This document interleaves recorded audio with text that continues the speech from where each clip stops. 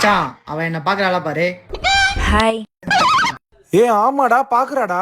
வாங்க வர சொல்றாடா மச்சான். கமிட்டட்லாம் ஆயிட்டே நான் மறந்துடாதடா. போடா. சொல்லுங்க. உட்காருங்க அங்கிள். நான் மச்சான். சரி வா போலாம். மச்சான் என்ன அங்கிள்னு சொல்லிட்டாடா. இதுக்கெல்லாம் காரணம் இந்த ஏர் லாஸ் தான்டா. அதுக்கு ஏதாச்சும் பண்ண வேண்டியதாண்டா. நீ என்ன ஷாம்பு ஆயில் யூஸ் பண்ற?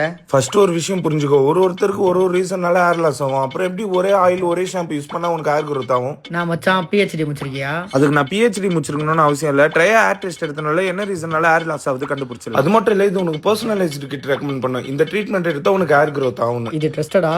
டே உண்மையாடா. என் ஃப்ரெண்டு ரவி 1 மந்த்ல இருந்து 5 மந்த்துக்குள்ளேயே விசிபிள் ரிசல்ட் பார்த்தான். 93% ட்ரையா யூசர்ஸ் அவங்க ஹேர்ல விசிபிள் ரிசல்ட் பார்த்திருக்காங்க. நல்லா இருக்கே. ஸோ உன்னோட ஹேருக்கு டெம்பரரி ஃபிக்ஸ் வேணும்னா உன்னோட ஹேர் லாஸ்க்கு என்ன ரீசன் தெரிஞ்சுக்கணும். அதுக்கு ட்ரையோட ஹேர் டெஸ்ட் எடு.